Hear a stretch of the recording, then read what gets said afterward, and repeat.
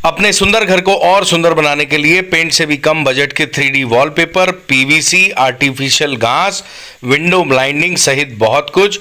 Paliwal wallpaper Hariganj main road Khandwa, Sanwara बाजार बुरहानपुर सहित बैंगलोर में भी मौजूद है। दिए गए नंबर पर संपर्क करें अथवा। मध्य प्रदेश के खंडवा में लोकसभा उपचुनाव को लेकर ठाकुर राजनारायण सिंह जो कांग्रेस के प्रत्याशी हैं, उनके समर्थन में आज जनसभा करने पूर्व सीएम कमलनाथ पहुंचे थे।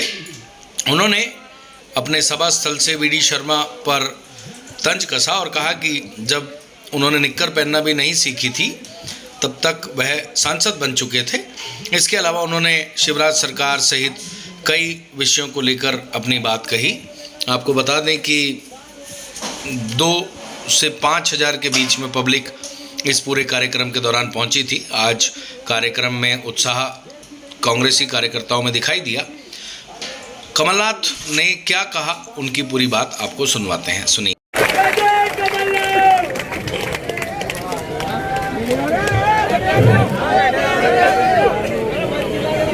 मेरे भाई जिनका मैं सम्मान करता हूं क्योंकि वो अरुण यादव नहीं, वे सुभाष यादव मेरे साथी, मेरे मित्र के बेटे हैं। 80 में हम दोनों पहली दफा लोकसभा में बैठे।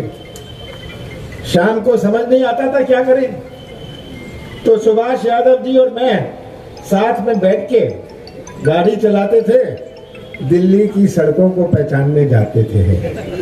तो आज आकर मुझे सुभाष यादव जी की बहुत याद आती है। तो इसीलिए अरुण, ये मत सोचना कि तुम्हारा सम्मान मैं केवल अरुण यादव हो इसलिए करता हूं, तुम्हारा सम्मान करता हूं क्योंकि तुम सुभाष यादव जी के चिन्ह हो।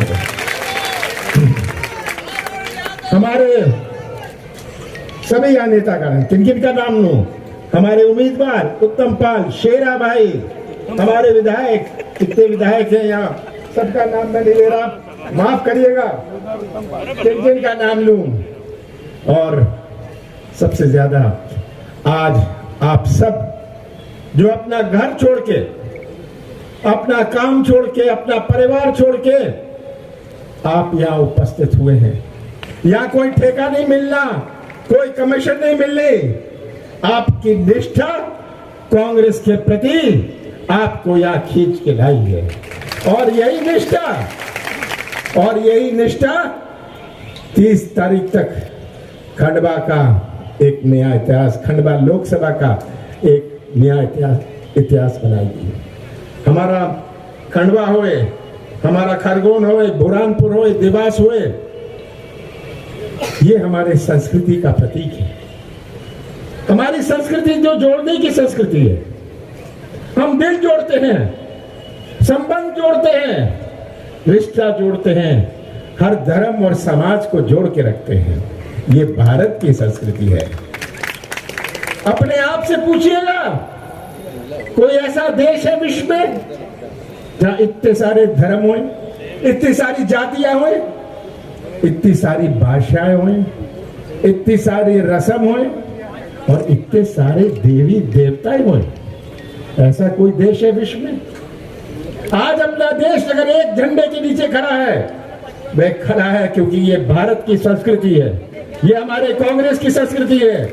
और यही संस्कृति में आप निष्ठा रखते हैं। यही संस्कृति हमें एक झंडे के नीचे रखती है। और इसी संस्कृति जिस पर आज आक्रमण हो रहा है, यही संस्कृति जिस पर आज आक्रमण हो रहा है, इसकी रक्षा आपको मिलकर करनी है। हम सबको मिलके करनी है। बाबा साहब अंबेडकर, पंडित जवाहरलाल नेहरू ने हमें संविधान दिया, एक ऐसे देश, इतनी अनेकता, ऐसा संविधान दिया कि हमारा कमजोर वर्ग सुरक्षित रहे, हमारा सब समाज एक रहे, सब धर्म जुड़ के रहे। ये बाबा साहब अंबेडकर की देन थी। उनको ये चुनौती थी उनके सामने कि ऐसे देश का संविधान बनाया जाए जो इतनी अनेकता है, जहां विश्व में कहीं नहीं है। उपचुनाव तो आते हैं। संविधान में लोकसभा का चुनाव होता है, विधानसभा का, नगर निगम का, जिला परिषद का, जनपद का, पंचायत का। हमारे संविधान में हर चुनाव एक प्रजातंत्र का उत्सव होता है। अभी तो आपने सुना, इस उपचुनाव में कोई सरकार बननी नहीं, कोई सरकार बिगड़नी नहीं। इस उपचुनाव में तो जो संदेश देंगे, ये उपचुनाव भी एक त्योहार है, हमारे प्रजातंत्र का एक त्योहार है। और आपको ये संदेश देना है कि खंडवा लोकसभा क्षेत्र के लोग मूर्ख नहीं हैं। खंडवा लोकसभा के लोग बहुत समझदार हैं, अपने भविष्य की रक्षा करेंगे। ये संदेश जो आप देंगे केवल मध्य प्रदेश में नहीं पर पूरे देश में गूंजेगा। ये जिम्मेदारी आपकी है। यहाँ सब बैठे हैं, सब नेतागण बैठे हैं, कमलनाथ आपके सामने हैं। कमलनाथ चुनाव हरा नहीं सकते, जिता नहीं सकते। ये सब यहाँ बैठे हैं, चुनाव हरा नहीं सकते। जो सामने बैठे हैं वही चुनाव जिता सकते हैं, वही चुनाव हरा सकते हैं। और यही बात, जिम्मेदारी आपकी है, ये बोझ आपका है। मैं तो आपको भाषण दे के चला जाऊंगा, पर ये जिम्मेदारी आपकी 30 तारीख तक है। 2018 में हमारी सरकार बनी, कांग्रेस की सरकार बनी 15 साल बाद। 20 दिसंबर को मैंने शपथ ली और 15 साल बाद कांग्रेस की सरकार बनी। कैसा प्रदेश हमें सौंपा, कौन सी चुनौती नहीं थी। बीजेपी की 15 साल बाद ऐसा प्रदेश सौंपा जहां किसानों की आत्महत्या में मध्य प्रदेश नंबर 1। ऐसा प्रदेश, मध्य प्रदेश नंबर 1। इतने सारे नौजवान यहाँ, जितने उद्योग नहीं लगते थे मध्य प्रदेश में उससे ज्यादा बंद हो जाते थे। महिला पर अत्याचार में मध्य प्रदेश नंबर 1। ऐसा प्रदेश सौंपा।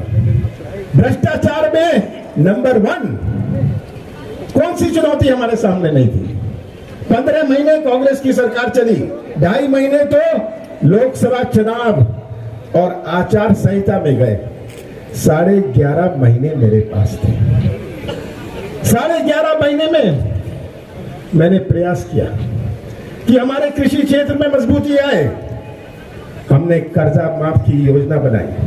आज मध्य प्रदेश का 70% अर्थव्यवस्था कृषि क्षेत्र पर आधारित है, किसान नहीं है। जो ट्रैक्टर चलाता है, मरम्मत करता है, जो हैंडपंप की, जिसके किराने की दुकान गांव में है, उसके किराने की दुकान तभी चलती है जब किसान के पास कोई खरीदने की ताकत होए, क्रय शक्ति होए। उसका बच्चा अच्छी पढ़ाई कर सकता है, अच्छे कपड़े पहन सकता है, जब किसानों के हाथ में कुछ मजबूती होए। मेरा प्रयास था कि कृषि क्षेत्र में क्रांति आए। हमने शुरुआत करी किसान का कर्जा माफ करने के लिए।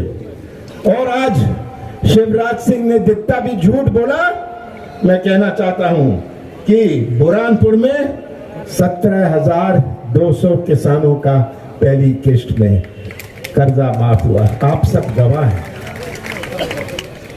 खंडवा में 58,000 किसानों का कर्जा माफ हुआ। खरगोन में 1,12,200 किसानों का कर्जा माफ हुआ।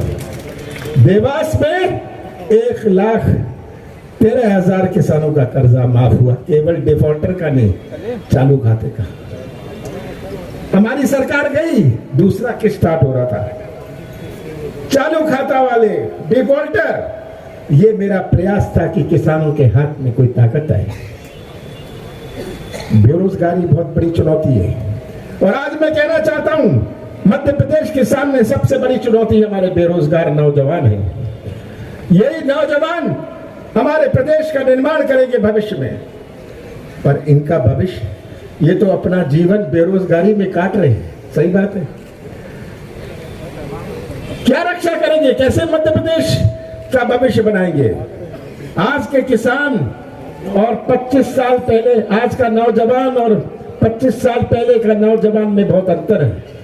आज के नौजवान में अपनी सोच है। आज का नौजवान सोशल मीडिया से जुड़ा हुआ है। आज का नौजवान कोई ठेका नहीं चाहता, कोई कमीशन नहीं चाहता, वो तो व्यवसाय का मौका चाहता है, अपने हाथों को काम चाहता है। और कोई मंदिर या मस्जिद में जाने से रोजगार के मौके नहीं बनते। रोजगार के मौके तो तब बनते हैं जब निवेश आए, जब सरकार का खर्चा सही ढंग से होए, भ्रष्टाचार ना होए, आर्थिक गतिविधि बने, इकोनॉमिक एक्टिविटी। कोई पान का ठेला लगा लेता है, उससे आर्थिक गतिविधि बनती है। नौजवानों, आप समझ रहे हैं ना? पर निवेश आता है जब विश्वास होता है उस प्रदेश पर। मध्य प्रदेश 5 प्रदेशों से घिरा हुआ है, पर कोई निवेश लगाने को तैयार नहीं। खंडवा का इंडस्ट्रियल एस्टेट खाली बैठा, मालनपुर का औद्योगिक क्षेत्र में कारखाने बंद, केवल शराब के कारखाने चलते हैं। ये तो हालात है। मध्य प्रदेश जो 5 प्रदेशों से घिरा हुआ है, हम तो हृदय है देश का, जिसको तमिलनाडु में बेचना है, क्या वह पंजाब और हरियाणा में अपना उद्योग लगाएगा? उसको तो खंडवा आना पड़ेगा, उसको मध्य प्रदेश आना पड़ेगा। पर विश्वास हो, मैंने प्रयास किया कि मध्य प्रदेश की एक नई पहचान बने। शुद्ध का युद्ध मैंने शुरू किया।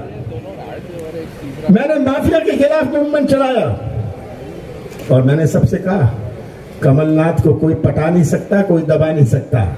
हम ये चालू रखेंगे, मध्य प्रदेश की पहचान बनाएंगे, मध्य प्रदेश में विश्वास आएगा। मैंने सब उद्योगपतियों से बात की, सबने कहा हम राजी हैं, पर आपकी एक छवि होनी चाहिए, विश्वास की छवि होनी चाहिए। जो व्यापारी है उसकी दुकान में तो तभी जाते हैं जब लोगों को विश्वास हो। तो यहां निवेश तभी आएगा जब विश्वास हो। ये मेरा प्रयास था। 100 रुपए 100 यूनिट का मैंने घोषणा नहीं करी थी। मैं शिवराज सिंह नहीं हूं। मैं अपने आप को मामा नहीं कहता। मैं अपने आप को किसान का बेटा नहीं कहता। मैं तो कहता हूं मैं आपका भाई हूं, आपका सेवक हूं। यही मैं कहता हूं। मैंने ये मीडिया और पब्लिसिटी की राजनीति नहीं करी, ये कलाकारी की राजनीति नहीं करी। मुझे दुख होता है जब मैं खंडवा आया, वो रिंग रोड कहां गई? यहां की सड़क इंदौर जाने में कितना समय लगता है? यहां कितनी रेल चलती है? ये तो छिंदवाड़ा में भी रिंग रोड है, बड़ी लंबी चौड़ी रिंग रोड है। आप में से सब जो छिंदवाड़ा गए हैं ना आप लोग, आपने देखा है रेल चलती है, छिंदवाड़ा से दिल्ली तक जाती है। बड़ी रेल लाइन नहीं थी हमारे पास, और अब तो छिंदवाड़ा से एक गाड़ी चलती है, दिल्ली जाती है, दिल्ली में समाप्त हो जाती है, दिल्ली से गाड़ी चलती है, छिंदवाड़ा आती है। वो मेरा स्वप्न है अपने खंडवा के लिए, और यही स्वप्न आप साकार कर सकते हैं। अरुण यादव जी और मैं मिलकर खंडवा का विकास का एक नया इतिहास बनाएंगे। और हमारा राजनारायण सिंह जी थोड़ा कड़क है, हाँ वो तो आप जानते हैं, मैं भी कहता हूं कभी कभी ज्यादा कड़क हो जाता है, पर ये ईमानदार व्यक्ति है, अपने जवान का पक्का है। हमारा शेरा, इसका वजन देख लो, जितना वजन उतनी पकड़, ठीक है शेरा? हाँ। पर वजन कम कर लेना, नहीं तो मैं ये कहना चाहता हूं कि ये सब आपके सामने है। अगर पेंशन का मैंने किया, अगर मैंने, और अभी मुझे याद दिलाया जा रहा था जब मैं केंद्र में शहरी विकास मंत्री था, मैंने खंडवा के लिए परियोजना के लिए पैसा अलॉट किया था। कहां गया वो पैसा? तो ये सब आज सबके सामने है। मैं दोहराना नहीं चाहता हूं, मैं शिवराज नहीं हूं। जो किया आप सबके सामने किया, पेंशन बढ़ाई, जो कुछ किया आपके सामने है बात। मैं उसकी ढोल की नहीं बजाऊंगा। और शिवराज का मैं क्या कहूं शिवराज के बारे में? 16 साल में 22,000 घोषणाएं कर दी। वो नारियल तो अपने जेब में लिए घूमते हैं, जहां मौका मिला नारियल तोड़ दिया। 22,000 घोषणाएं, और झूठ बोलने में तो झूठ भी शर्मा जाता है उनके सामने। ये किसी चीज में झूठ बुलवा दो। मुझे कहा गया कि 30, 35, 40 सभाएं करेंगे, तो 48, अगर 48 सभाएं करेंगे, याद रखिएगा कि वो कम से कम 100 झूठ बोलेंगे। ये झूठ की राजनीति इनकी पहचान लीजिए। अच्छे कलाकार हैं, ये कह रहे थे मुकेश भाई। मैं तो शिवराज सिंह जी को कहता हूं, बंबई जाइए, एक्टिंग करिए। शाहरुख खान और सलमान को भी आप नीचा दिखा देंगे, मध्य प्रदेश का नाम रोशन करेंगे। जाइए बंबई, आप यहाँ कहां लोगों को मूर्ख बनाने के लिए आते हैं।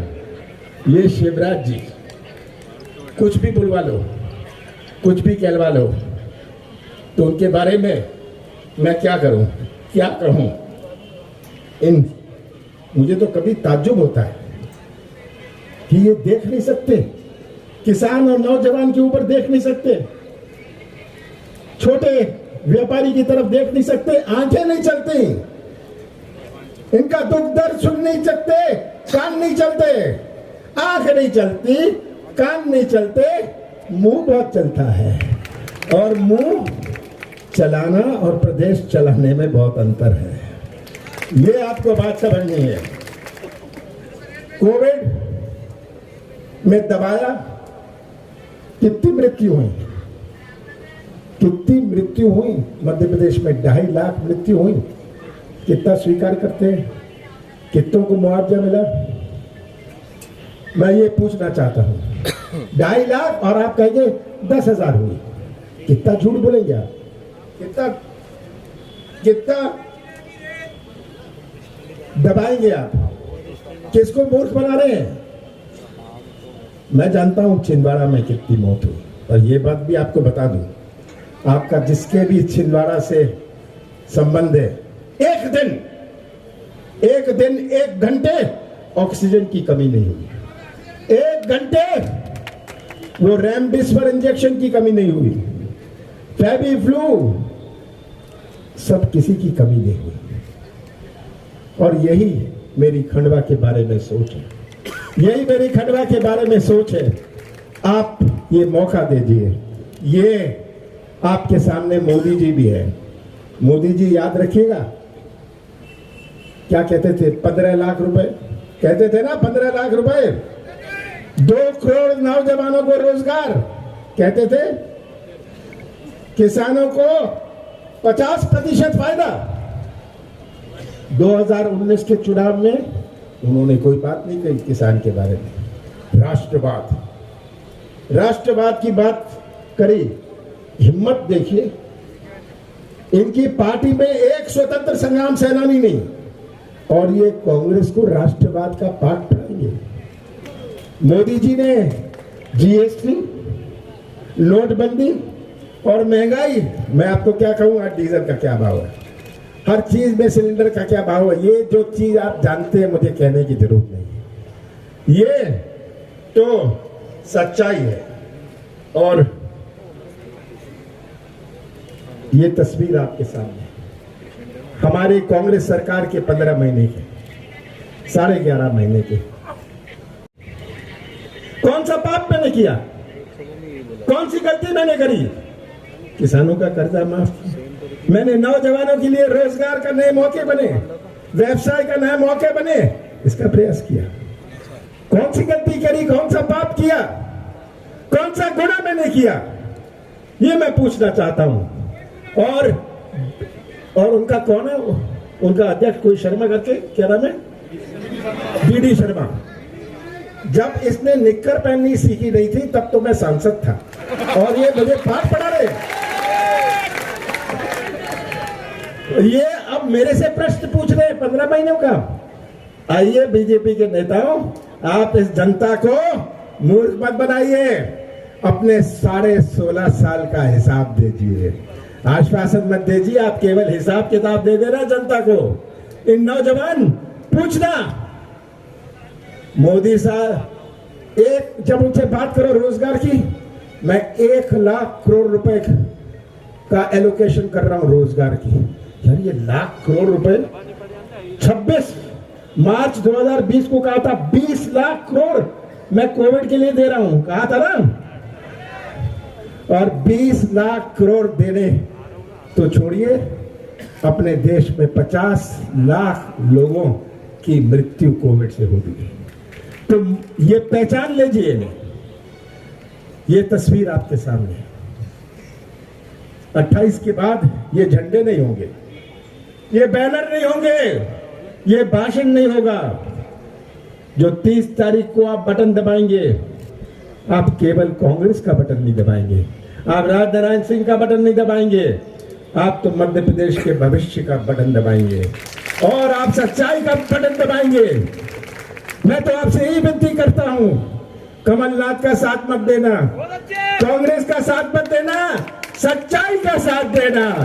और अगर आप सच्चाई का साथ देंगे, खंडवा के लोग के महान खंडवा लोकसभा के महान लोग सच्चाई का साथ देंगे, तो फिर से लोकसभा पर खंडवा पर कांग्रेस का झंडा लहराएगा।